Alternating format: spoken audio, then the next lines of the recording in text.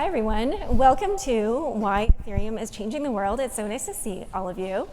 I wanted to start by getting the temperature of the room, and obviously we have a very big audience here, and I really don't know, if all of you are like Ethereum fan people or if you kind of really don't even know what a blockchain is. So if you don't know what a blockchain is or does, just raise your hand.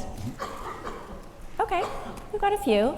So I'll just give like a little very brief description of what a blockchain can do, which I guess the way you could think of it is that, up until recently on the internet, if you were ever sending something to someone, you were always sending a copy, right? So you were sending a Word document and you would retain a copy of that Word document, or you would send a photo or an MP3. But with a blockchain, what you can do is you can create a unique object. And so obviously the very first thing that was ever created with a blockchain was Bitcoin. And when a Bitcoin got sent, you would know that then the person wasn't like turning around and like spending that Bitcoin again. And so we're seeing kind of the way this technology is developing, where even now we're getting like digital collectibles and things like that, which I think Joseph is going to be a much bigger expert on and we'll talk about a lot more. But I just wanted to kind of give that little primer for the people who don't even know what a blockchain is. But the deeper and more interesting question we're going to get to is, what is Ethereum? So Joe, why don't you take that question? Sure. Hi, Laura. Good to be here with you. In 2009, Bitcoin was invented. Satoshi Nakamoto, in inventing that system, invented three things, really. First was the blockchain, this new kind of trustworthy database system, trustworthy because it's a shared infrastructure where many different actors are all contributing to validating transactions, to securing the network, and the fact that it's realized over so many thousands of nodes makes it impossible or extremely difficult to corrupt. The second application is the Bitcoin. The Bitcoin itself, a money, a numeraire, a payment system. That was the first invention on the second invention, or that was the second invention on the first invention, the blockchain. The third one's a little more esoteric. It's crypto economics. Crypto economics is a way of doing incentivized mechanism design to enable lots of different actors to contribute their resources to validating transactions and securing that network. And so it was the first time in history where a money system was built in a fully decentralized way that was essentially of the people, by the people, and for the people.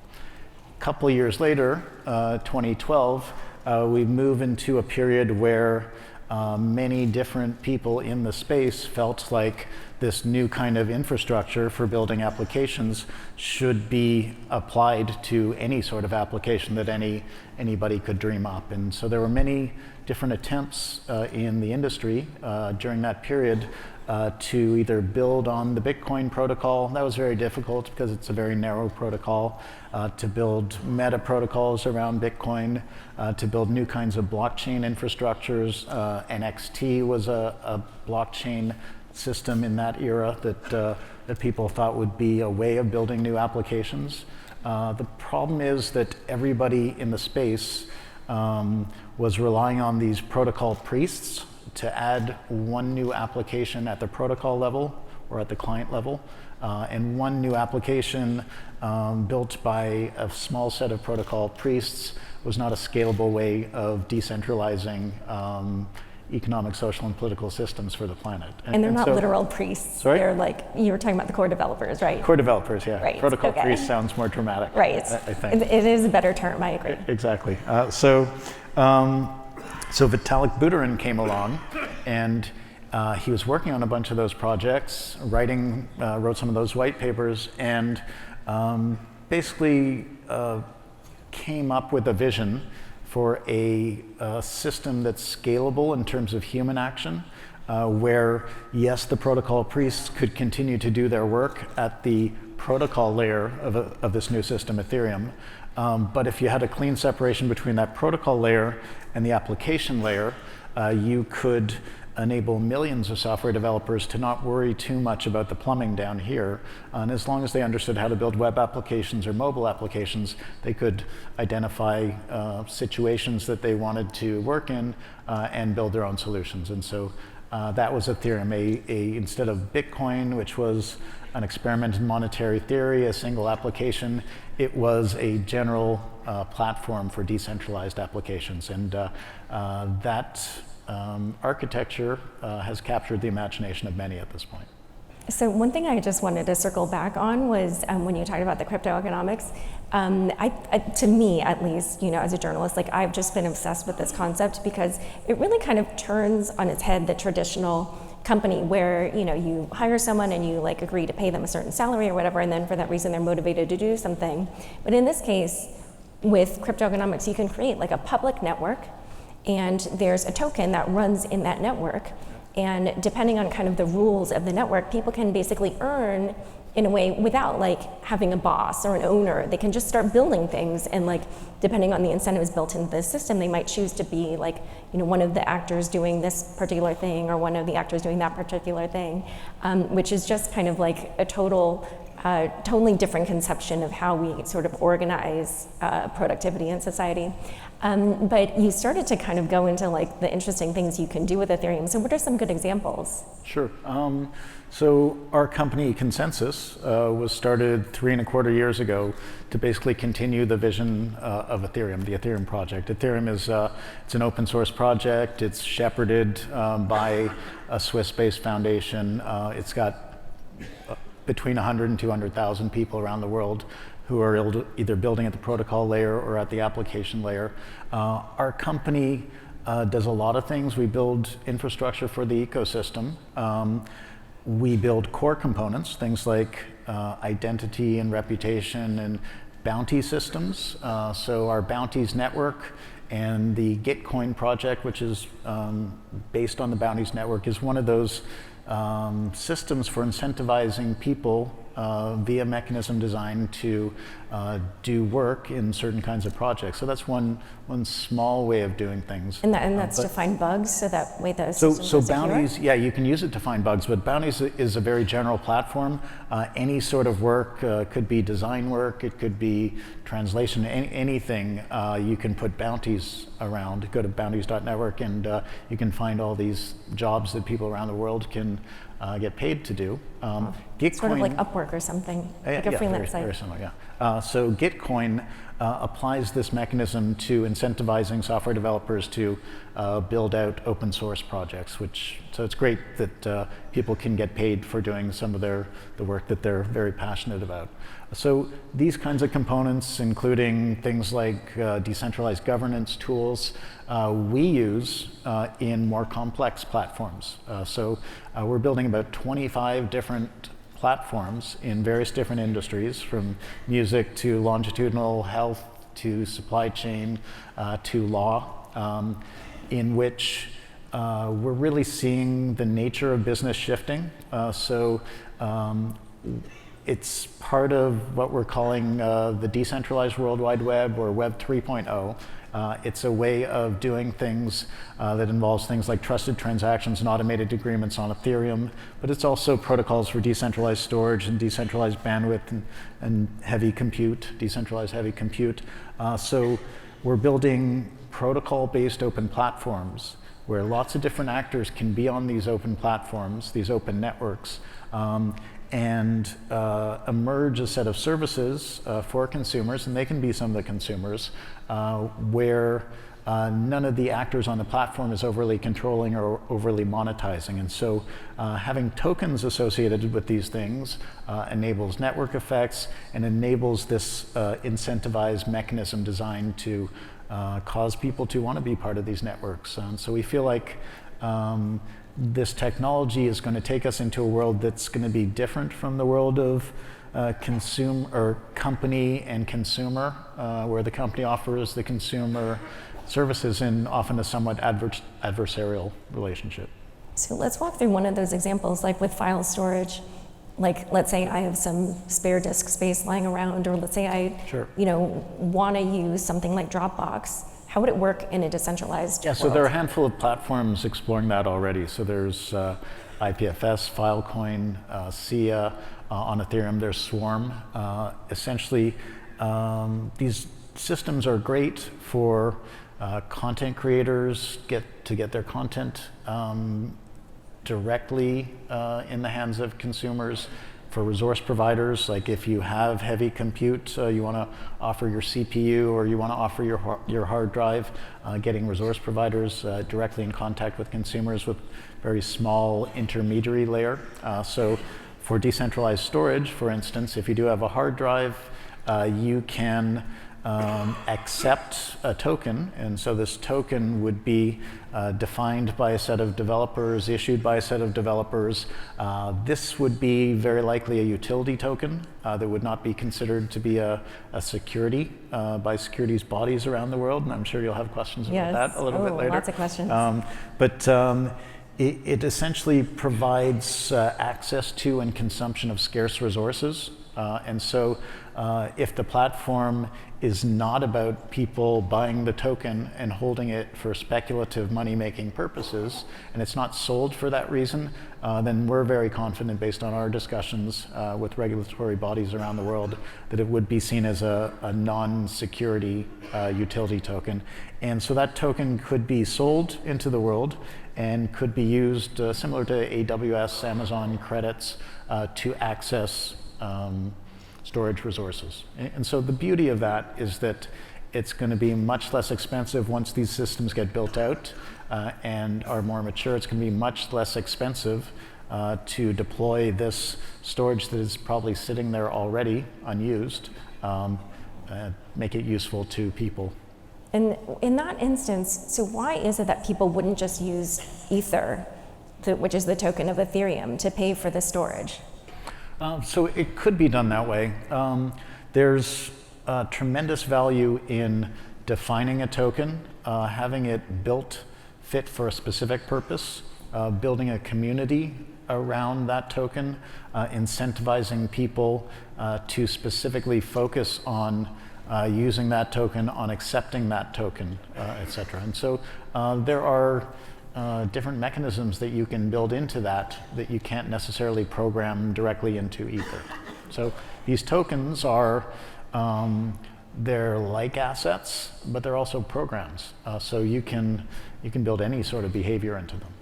And so let's walk through a few other examples. You listed things like music, healthcare, supply chain. Sure. Can you walk through what any of those looks like how it works and why it should be on a blockchain, or what makes it better on a blockchain? Since we're in Austin, let's go with music to start with. That's more fun. So we've built a platform called Ujo Music. It's ujomusic.com. Ujo is a platform. It's essentially a rights management foundational layer with a social business network on top of it. It enables artists to register themselves as individuals, as artists, to upload their content, to attach usage policies to their content. So it can be private performance, streaming, public performance, synchronization rights, derivative works license. The beauty of this, in contrast to the existing music industry, is that it shrinks the role, the dominance, and the monetization of the intermediary. Intermediaries usually are extracting around 70–80% of the value flow in the music industry, and, oh, wow. and there's a lot of delays in how artists get paid, if they get paid at all. Somebody can come along and buy a license to music, receive that license instantly. The payment is made instantly to the artist, directly to the artist, and then shared instantly with all the collaborators on that project. It's great for the consumer because it's more immediate. They get to support the artist directly. It's great for the artist because even though they're charging much less for their music and the consumer's paying much less for their music, they're actually getting paid much more immediately. We are in a public beta release of that platform. Artists are putting their works on the platform right now. There's quite a bit of excitement around it. and it's on one of the Ethereum test nets, and in probably 3 months it'll be on the main net. Over the last little while, we've worked with artists like Imogen Heap and RAC and Giraffage to sort of demo the project and figure out how to build the thing. And this next beta phase is more of that work. As a creator myself, I have to say, like, I love that use case because I feel like, you know, I've had stuff I've written stolen, just like copied and pasted and placed elsewhere. But I love the idea of like something that I create becoming kind of its own little software. And you can think of it, Ujo means container in Esperanto. So you can really think of it as a general content platform. Music is just the first obvious application. Right. Okay, so let's talk about something that you brought up earlier, which is the legality of these things. Obviously, there's been a lot of regulatory action around tokens because some of them do veer a little bit more into the securities area. They resemble kind of like stocks from companies a little bit more. And then there's kind of like a gray area where, you know, it's not clear how the regulators are going to come down. But I'm curious to know, you know, what's your take on what's going on and what do you think will kind of be like in the clear, you know, what questions do you have around what will be legal and what won't, and what do you think is like clearly either illegal or needs to register with SEC? So there are two major issues that are being discussed globally right now by regulators. One is cryptocurrencies, and we at ConsenSys are a software company. We focus on building lots of different applications on the blockchain technology. We don't think too much about cryptocurrencies. We don't consider the Ether token a cryptocurrency, though it could be a more programmable cryptocurrency than Bitcoin if used that way. We do consider it a crypto fuel, or the first crypto commodity in history, and that's because you need to pay tiny slices of Ether in order to run these programs on the Ethereum blockchain, in order to pay for computation and storage. It's kind of exciting. We do have cryptocurrencies in this adjacent financial industry that's developing. We have crypto fuels, first crypto commodities, different kinds of crypto assets. We're actually, we've seen SIBO and CME issue cash settled futures. We're, I believe, about to see an interesting announcement at some point pretty soon about deliverable forwards for some of these instruments. From ConsenSys? So stay tuned for that. Okay. Crypto assets are fascinating. They're programmable. We can transact with them in real time. There's really no delays or frictions inherent in them, so you can clear and settle these things in the instant of the transaction. On the cryptocurrency side, there are complications that we don't worry too much about because we're not focused on cryptocurrencies, but certainly KYC and AML probably at the gateways of the legacy financial world, and the new adjacent blockchain-based financial world. And just so people know, KYC and AML is Know Your Customer, anti-money laundering. Yeah, thank you. And so I think that's being worked out, will continue to be worked out.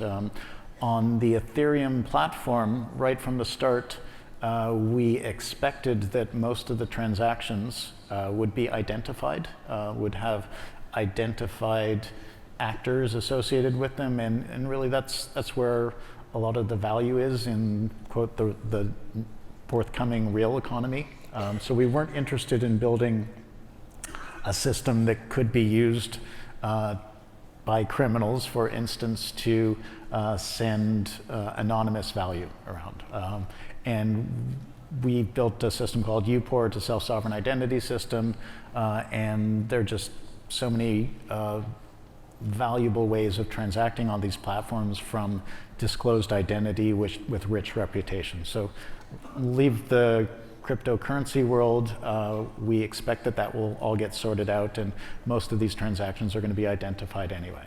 Oh, that's interesting. So you envision a world in which people engaging on the Ethereum platform, all of the actors are known and there's no anonymity whatsoever. So I wouldn't go that far Oh, because okay. privacy and confidentiality is extremely important in many business transactions. And so the Ethereum platform has built in the ZK snarks technology for Which is privacy technology. private transactions. And so it is incredibly important if you're going to build these platforms to ensure that the ABC problem is handled. The ABC problem is hat tip to John Wolpert, formerly of IBM, and works now on the Ethereum platform.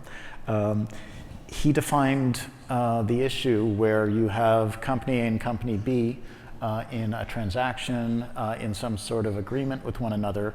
Company C shouldn't know any of the details about that agreement, shouldn't even know that there is a communication between A, B, and C. And so we're building infrastructure on public Ethereum to handle that. We're building infrastructure on private permissioned versions of Ethereum, including the Quorum architecture that was built by JP Morgan in conjunction with some Ethereum core developers. Absolutely, confidentiality and privacy is important, but really don't do illegal transactions on Bitcoin or Ethereum, because there are tools that law enforcement can use and that commercial entities can use to narrow down who is doing these transactions, and then via the benefit of old-fashioned police work, once they've narrowed it down to 50 potential actors, they can determine what you're doing if they're trying to track a crime. So again, the great benefit is in having this fluid, trustworthy, collaboration-focused infrastructure. So the other major issue is securities, so tokenized securities. So we've done a lot of work in our Token Foundry group, which does security audits for software. It defines and executes tokens. We've done the legal work to enable us to issue tokenized securities. We've done so with a movie called Braid, which was just announced, got into the Tribeca Film Festival. Oh, I don't know what that is. Yeah, and we've done a bunch of different projects around issuing utility tokens that would not be considered securities. And so we discussed the reasons why they wouldn't be considered securities. As long as you're doing your legal homework, there are many different situations. So membership to a platform, consumer access to certain services, access to scarce resources like storage that we talked about before, many different situations where a token could be considered a utility but not a security. And so we feel like in this country, we're well regulated, and the securities body, the CFTC, are up to speed, getting up to speed very rapidly on what the technology is, what the benefits are, and how they should apply the rules that they've been applying for decades to this new technology. So are you worried at all about the fact that the SEC is now clamping down on these tokens, considering that the vast majority of them have been launched on the Ethereum network, which is obviously your world? Is that something, I don't know, in Ethereum, are all the insiders going like, oh my God, or what's going on? No, we're not worried. We've got a great legal team at ConsenSys. There are so many great projects in our space, so many great projects that are issuing tokens. There are so many bad projects in our space. There's so many fraudulent projects in our space. So Yes. We understand that for hundreds, possibly thousands of years, certain kinds of actors have been taking advantage of naive consumers via information asymmetries. And so that is drastically exacerbated in our space. The context is now global on these blockchains, and the barrier to entry is very low. So you can launch a token project quite easily. You can copy and paste. You were talking about having your work stolen before. You can copy and paste an entire token issuance project with no interest at all in delivering value to your token holders. It's basically a scam. And there are many of those projects that have gone on around the world.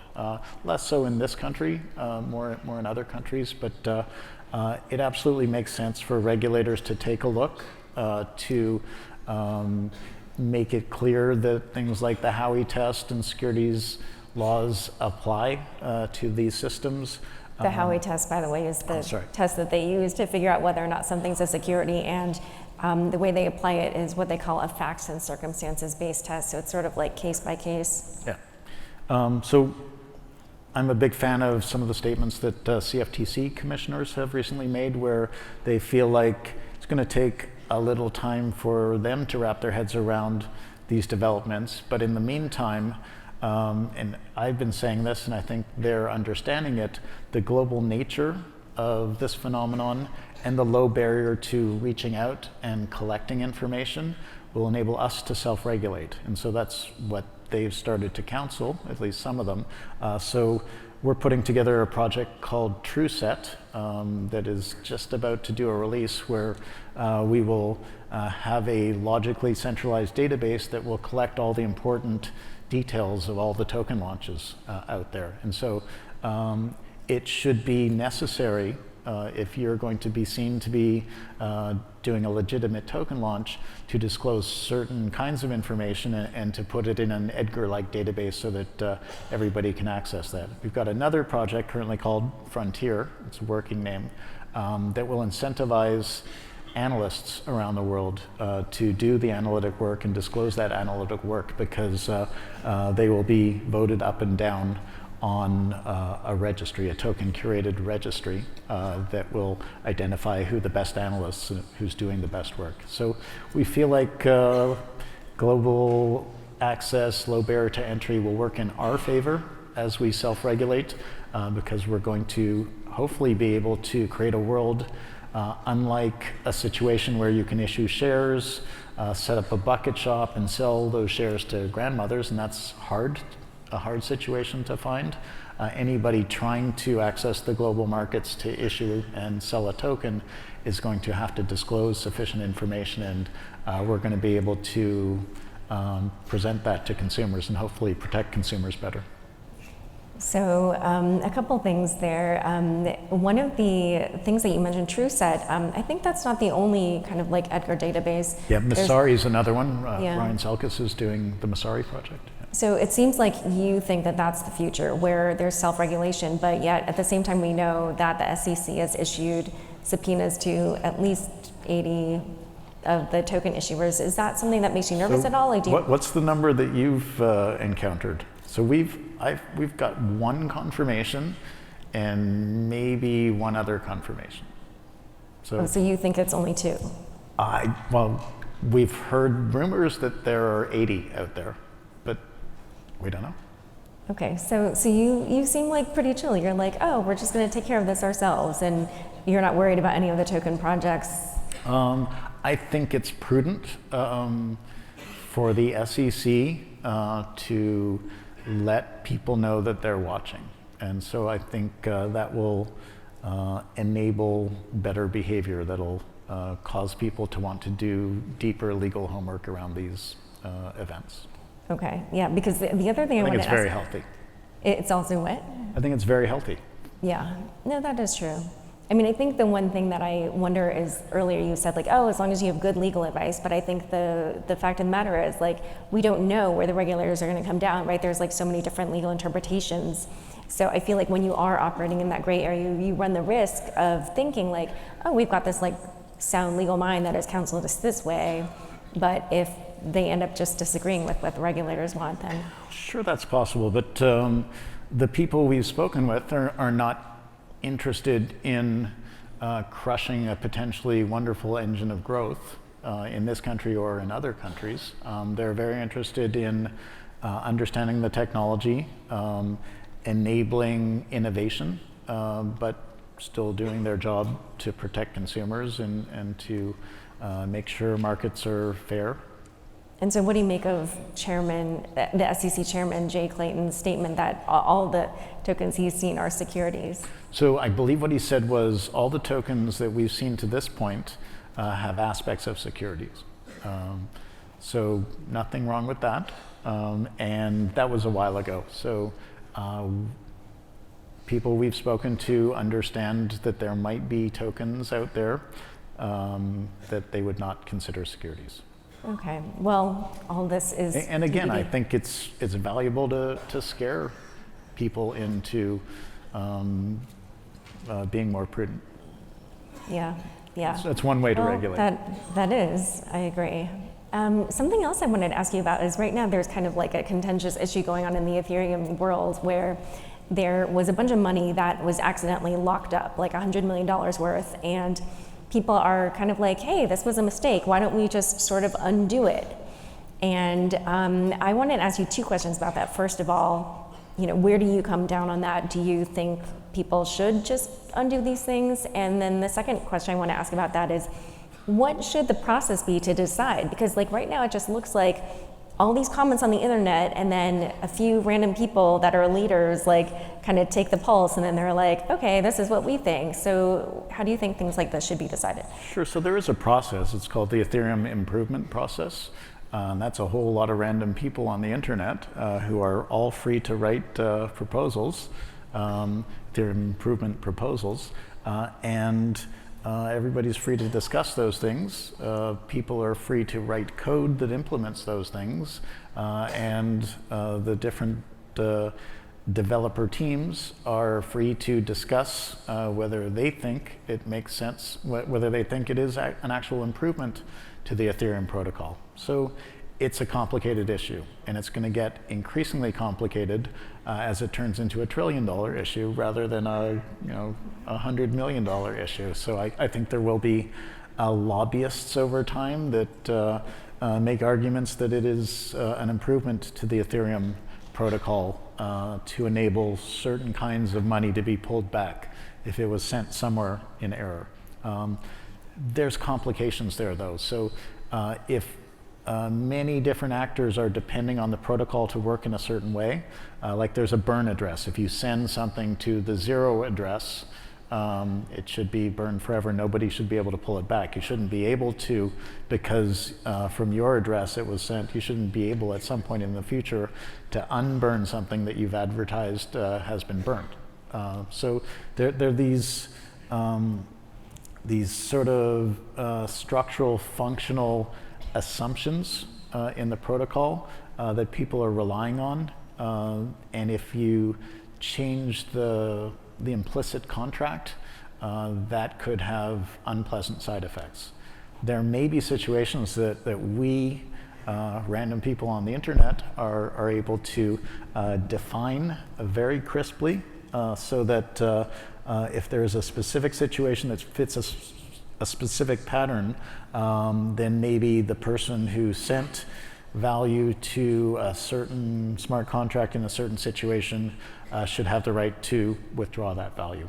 Again, these are very complex, subtle discussions, and we need to work through all of the potential implications. And do you have a view on it? It's going to be, I don't know. It's going to be a very long-running debate because there's going to be a lot of value at stake. Do you have an opinion, though, on whether or not they should allow if we can define very comprehensive, detailed contexts, really talk through those things, where we think that enabling the reversal of transactions effectively will improve the Ethereum protocol, then I'm in favor of that. But it's going to be really hard to get to very crisply defined situations like that. So it's going to require lots of debate. One other thing that I was wondering about, I was discussing this with someone. In Europe, they have this GDPR legislation coming, which I think, so I may mangle this, but as far as I know, a part of it is the right to be forgotten or to have data pulled. So how does that play out in a world with Ethereum with these quote unquote immutable blockchains? Well, it's a little bit of a subtle issue because if you're in control of your data, so as with our Uport identity system, so self-sovereign identity system, it's a system that's blockchain-based. Anybody can establish their blockchain-based identity and encrypt and upload pieces of data, but maintain control of that data and have the ability to granularly and selectively disclose that data in situations that you designate. So that's information that's totally under our control. It is an open protocol, so if I choose to put information that I control on an open protocol, there isn't anybody to sue, really. So GDPR probably doesn't harm anybody if my information is disclosed in that situation. Not that it could be or would be easily. In situations, so that thing can be a root identity. That's the way we're thinking about self-sovereign identity. There will still be many other identity or personal information systems that can link into that. So I can establish my blockchain-based identity, and then I can go to legacy identity providers like governments and banks, and they can attest to certain things, like I'm a citizen or I have an account in good standing. That sort of information is entirely expungible, potentially. So that sort of information could be encrypted, and they could demonstrably lose the encryption keys. So there are good ways of creating identity and personal information systems that will be fine for GDPR. There's one edge case that we should worry about. So that's a situation where I've uploaded some personal information, or a hospital has uploaded some sort of personal information. It's very strongly encrypted, and let's say it will be relevant for my entire life. Okay, so decades. Maybe it's DNA. So in that sort of situation, if we move into a world where we have quantum computers that can decrypt that sort of information 15 years from now, that sort of information might still be relevant. Most personal information that we're encrypting and uploading will get stale pretty quickly, but that edge case is something that we're going to need to think through. So we're running out of time a little bit, but I want to circle back to the main topic, which is about how Ethereum is going to change the world. So I want to hear kind of like what you think is coming up for ConsenSys, for Ethereum, and what this future world, an Ethereum-based future world, looks like. So first of all, I don't think there's anybody or anything to worry about out there. You're not going to all have to learn blockchain. You're just going to keep using the World Wide Web. We're just going to have better foundational primitives, better identity systems.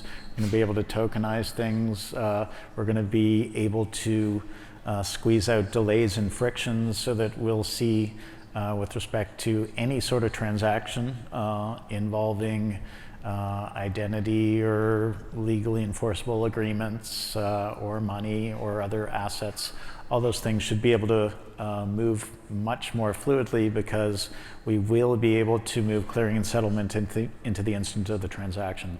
We think that's going to be a tremendous driver of growth, because as you squeeze delays out of the system, you can compound these value creation events much more closely in time. It creates greater exponential growth.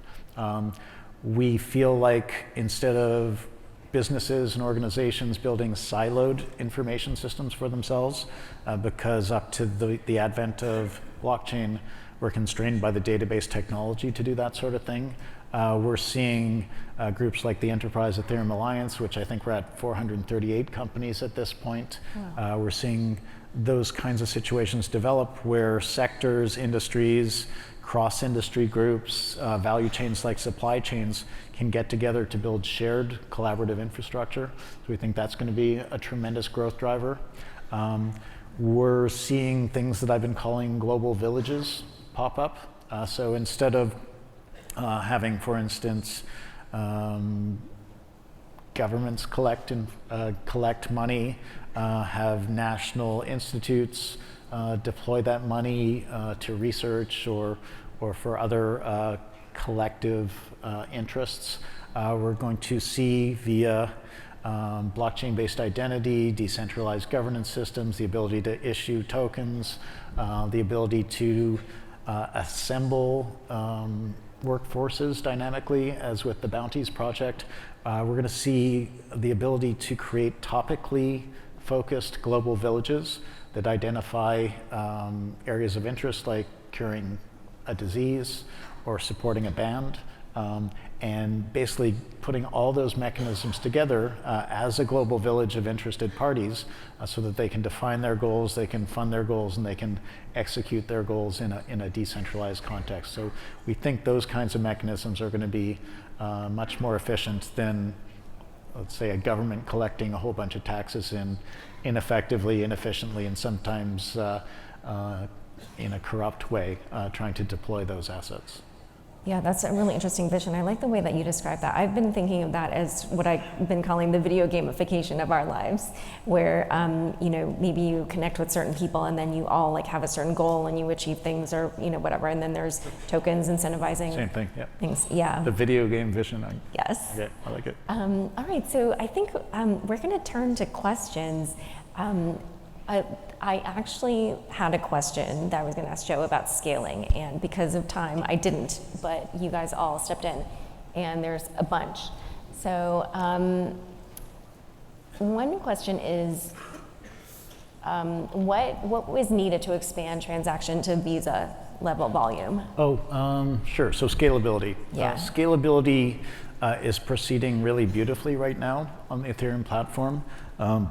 There are several different vectors that are being explored by different groups. The first two that I think we're going to see ramify this year are a technology called state channels and a technology called plasma. So state channels is a way of having effectively an infinite number of transactions amongst a network of different actors that are organized and initialized on the blockchain, and then netted out and finalized on the blockchain after a whole lot of different activities. So there's a project called Spank Chain that is doing shout out to Amin, that is doing some brilliant technical work, essentially at the forefront of this technology. There are other groups, Jeff Coleman and others in the space are doing some great work, and we're going to see state channels-based mechanisms or payment channels, which is a subset of that. We're going to see that ramify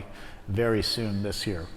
Plasma is a technology that enables us to build blockchain systems or hierarchies of blockchain systems and anchor them into a smart contract on Ethereum. So you can build a new system. It can have thousands of transactions per second if you construct it that way. And it has the safeguard that if something goes wrong on that system, you can back things out and people can get their value back. But ideally, you build one of these systems fit for purpose and it runs for a long time. But you have that safeguard. So for people who maybe aren't super familiar, the scaling issues are really because if Ethereum really is this virtual computer, then in order to keep the network secure, all the different computers running this network will want to kind of have a history of all the different transactions. But obviously that can get really So the first generation of blockchain technologies basically required every one of the full nodes on the system to have all the data and to process all the transactions. And so that's not scalable if you want to get coffees on payable by cryptocurrency, or if you want to run many thousands or millions of different applications on these platforms. So mechanisms like this enable scalability. It enables us to move on the Ethereum platform from 25 transactions per second to hundreds and thousands and eventually infinite transactions per second. So there's a technology called Sharding that is exists in proof of concept right now. There's some different sharding teams. ConsenSys has a team that's working on sharding as well in our protocol engineering group. That technology is going to take Ethereum probably within 18 months to 2 years to a context in which it can support infinite transactions per second. So currently we have a single Ethereum. We're moving first away from the ConsenSys formation algorithm, which keeps all the different nodes in sync and provides that trustworthy property. We're moving from that system to a system called proof of stake to keep all the nodes in sync. That will be orders of magnitude more efficient in terms of energy, electricity burn, as well as computation. And it'll be much more decentralized and more trustworthy. So proof of stake will enable us to move from a single Ethereum network to initially 100 Ethereum, 100 different Ethereum networks that are all kept consistent via a couple of different mechanisms. But proof of stake has the characteristic that it's got a single validator pool. And so you probabilistically will effectively be having different validators assigned to each one of these shards. So the result of that is that roughly the same security that applies to one Ethereum will be able to apply to all these different shards of Ethereum. And the validators are sort of like the people making sure that transactions are legitimate. Currently they're called miners, but yeah, exactly. So we're in a situation where if we add new compute resources to the Ethereum network, we get a more secure network, but we actually get slightly lower transaction throughput per second because there's more communication overhead. But when we move into a sharded situation where we can add a whole lot of computers in a new shard, then that new shard can process a whole bunch more transactions. So effectively, as we add more and more compute in the form of new shards, we'll be able to roughly linearly increase the number of transactions per second and eventually move to infinite scalability.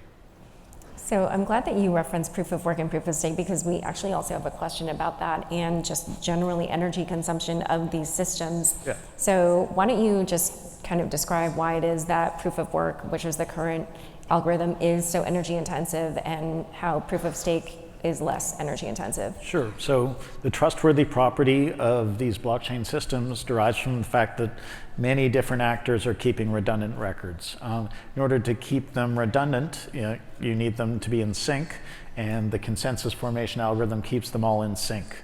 There have been consensus algorithms for decades used by computer systems. This one enables permissionless syncing, permissionless membership in the network, and it enables all those nodes. So proof of work, all these consensus algorithms essentially require the election of a leader. So a leader is elected in some of these systems, and there's a good reason why all the others follow in behind the leader to form consensus. In proof of work, it's a contest, and crypto economics incentivizes somebody to buy a bunch of hardware, burn a lot of electricity, and win that contest because they get paid to do that. Crypto economics also incentivizes all those other actors to follow in behind the leader because if they don't do that, it's much less likely that they're going to be in a position to be the leader at some point in the future and make money in the future. Proof of work is a tremendously fair and tremendously energetically wasteful way of finding that leader. Proof of stake is a situation that will be orders of magnitude less expensive in terms of electricity, much fairer. Economies of scale won't apply because you'll effectively be able to post a security bond in the form of Ether in a smart contract, which anybody will be able to do, and then validate transactions maybe from a device as weak as a phone. And so it's going to be a much more democratic and decentralized mechanism. Yes, but we will wait to see if it really works. So pessimistic. Wow. Well, no, I'm not being pessimistic. I'm just being realistic, right? Like, we don't know yet. Oh gosh, that must have come off a lot more dismissive than I thought. They know a lot about proof of stake research. It's going very well. Okay. All right, so we have another question. People want to know, Chris wants to know, what is your projection for the whole cryptocurrency market after the hype in December 2017? We saw a massive decrease. Where will the market go in your opinion? Cryptocurrency market, we don't think too much or talk publicly about the price of cryptocurrencies. It's all about building a new decentralized economy, so we're about building applications. We do think it's valuable that prices go up in our space because it draws attention, draws value into our space, it draws entrepreneurs and technologists, draws money into our ecosystem. Some of it's speculative money. Speculation drives innovation. So It's good news that our ecosystem is growing and bringing in value and attention, because it enables us to build fundamental infrastructure which will create a positive feedback loop. Do you worry about too many people kind of getting too excited about the prices? And so it's kind of the nature of markets, the nature of humans interacting on markets. It's usually done according to a fear and greed cycle, and so it's really hard to find the correct price of an instrument.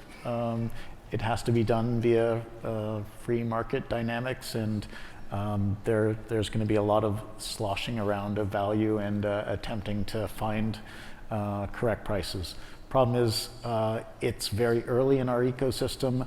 The potential of this technology is so profound, and many people get that, but it's also really early, so there's going to be a lot of bad projects and fraudulent projects and great projects, and it's going to take time before the real high quality ends up manifesting. So if you look at the dot-com era, all the boom and bust madness there, obviously that worked out pretty well. It has profoundly transformed society globally. People say that there was a massive bust there, and there was in terms of price and value and markets, but every company that failed, everybody who was fired, everybody who lost money at one of those companies because they thought they were doing something great and it collapsed. They all started new companies. They all joined ultimately successful companies. So the amount of creative destruction that was involved in the dot-com era that has led to the transformation of society, the building of the World Wide Web and the internet, that was really profound. And so even now, there is a lot of crap out there, but, and there's a lot of good projects that will fail too. That sort of creative destruction will enable us to keep pivoting and figuring out how to build this technology so that it will really have an effect. yeah, I think though the one difference I would mention is that back with the internet, I think a lot of the damage maybe was restricted to people who are used to taking a lot of risk with their money, you know, entrepreneurial types, whereas like now we've got everyday mom and pop people investing in these tokens, and a lot of them really are not substantive. And so I think there were lots of ways for moms and pops to get caught up in the dot-com boom. You're also talking about the democracy of investing. I agree that consumers should be protected, and it's a sensitive issue, but it does make sense that people all around the world, if they believe in a project, if they understand a project, and we're developing this notion of a technically accredited investor. So for some of our utility token launches, we're going to effectively force people to demonstrate that they know what's going on these projects. So, that's interesting. Like instead of a wealth-based test or an income-based test, it's a knowledge-based test. Yeah. So if you really know what you're doing, if you know how to move tokens around, if you can answer a bunch of questions about what this utility token is that you're buying, then maybe you should be allowed to buy it. And so enabling people around the world to be able to get involved in projects that they care about, I think that's important too. Okay. So I like this question. Anonymous asked, aren't platforms like Ujo just replacing one middleman with another? So potentially to some small degree. Ujo is a platform on which there currently is no intermediary taking any value. There will probably be intermediaries spring up that do offer value to artists or offer value to consumers. You could imagine somebody who curates a list of music, who licenses the music from the artist and presents it in interesting ways to the consumer. But currently it's an open platform. and if you can create these situations that are radically decentralized, radically free markets, you can probably, if there are intermediaries, you can probably create a context where you have efficient price discovery for the value of intermediation. So intermediation can be a really great thing if it adds value to a transaction, adds information, reduces costs, reduces frictions. There's nothing wrong with that. The problem is when you have intermediaries that interpose themselves into situations and due to frictions, they are enabled in their rent-seeking behavior, and they essentially increase the spread between the value that they add in a transaction and the value that they extract. So yeah, hopefully there will be lots of great intermediaries on the Ujo platform that take appropriate amounts of value. Yeah, and I think the other thing is that the difference here too is that since these are open source projects, if people get really upset about it, they can just fork it. And so that's one of the things that we talked about very early on the Ethereum project. Forking is an amazing mechanism, whether you're forking the code base, whether, as with the DAO, you fork a living operating system because you have a philosophical difference around what the term immutability means. So you take it off in this direction for some percentage of the people, or go in this direction for another percentage of the people. We felt that the fact that anybody could fork this open source code or this running platform was a great way to keep everybody working on the project honest. All right, well, to wrap up, I just want to turn one more time to the title of our panel, which is Why Ethereum is Going to Change the World. And just, I'd be interested to hear kind of your vision of maybe what a person's life might look like at some point in the future when these blockchains are sort of like up and running and fully established and integrated into our lives. That's a tough one. I think Vitalik wrote a little piece describing somebody waking up and accessing different mechanisms. So I think I would have to sit down and try to write a science fiction piece. Let's stick with principles. First, it will be, I think we'll all have a lot more agency, economic agency in our life. I think we will all be less likely to be the product of some corporation, as we are with social networks, et cetera. Not really all that consciously in many cases. I think we will be much more engaged in networked platforms where we're creating value and accessing value. So I think it'll be a much more democratic way of interacting with the world. On a broader scale, I think democracy in the regional, national sense may end up evolving potentially. So one could imagine these global villages having much more impact and shrinking the reliance on national and regional governments, or even regional governments making use of these same mechanisms to accomplish their goals. So I think we'll see decentralized governance in the form of liquid democracy mechanisms where you can delegate people who know what they're talking about to vote for you. With your tokens? Sorry? With your tokens? Potentially. So different ways of accomplishing that. So it's going to be an interesting set of experiments. Great. Well, I look forward to seeing how it plays out and hopefully writing about it. Cool. Thanks so much for joining us today.